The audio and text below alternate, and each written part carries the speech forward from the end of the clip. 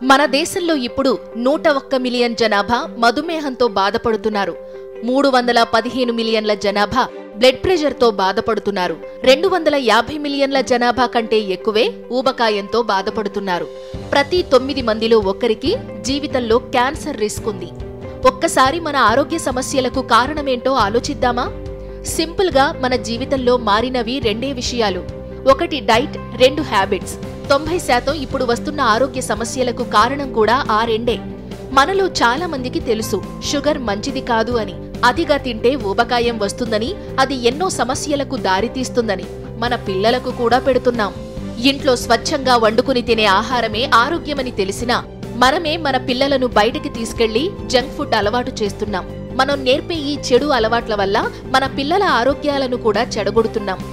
ఇక్కడ మారింది రెండే, హ్యాబిట్స్, డైట్. ఇవి కలిపితే లైఫ్ స్టైల్. మన జీవన విధానం మంచిదైతే మన ఆరోగ్యం మంచిదవుతుంది. అదే జీవన విధానం మన పిల్లలకు అలవాటవుతుంది. ఇది మనందరికీ తెలుసు, కానీ పాటించట్లేదు. మద్యం సేవించడం, ధూమపానం చేయడం ఆరోగ్యానికి ఎంత హానికరమో, మంచి చెడులు పిల్లలకు నేర్పకపోవడం మీ పిల్లల జీవితానికి హానికరం. కానీ మీరు నేర్పే మంచి జీవన విధానం వాళ్లకు మంచి భవిష్యత్తును ఇస్తుంది. మనం ఆరోగ్యంగా ఉండాలంటే ముందు ఆరోగ్యంగా ఉండాల్సింది మన ప్రకృతి. ఇదివరకు మనం చెప్పుకున్న తప్పులు మనకు, మన పిల్లలకే నష్టమైతే మనం చేసే ఈ తప్పులు మన తరువాతి 10 తరాలకు ముప్పే.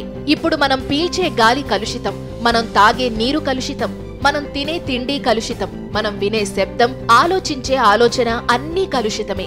ఇక మనందరి ఆరోగ్యం కోసం, మన తరువాతి తరం ఆరోగ్యం కోసం, మన ప్రకృతి కోసం మనం మారాల్సిన సమయం వచ్చింది. ఇప్పటికీ మారకపోతే మనం మన రేపటి సమాజాన్ని ఇళ్లల్లో కాకుండా హాస్పిటల్లో కలుసుకోవలసి వస్తుంది. మేలుకుందాం. ఆయుర్వేదం చెప్పిన ప్రకృతి నియమాలను అనుసరించి మన జీవన విధానాన్ని మలుచుకుందాం. ఇదే మన నూతన సంవత్సర సంకల్పంగా భావిద్దాం. అందరం ఆరోగ్యంగా, ఆనందంగా జీవిద్దాం. మన కోసం, మన తరువాతి తరం కోసం, ఈ ప్రకృతి కోసం మనం మన జీవన విధానాన్ని మార్చుకోగలిగితే అదే మనకు పునర్జన్మ.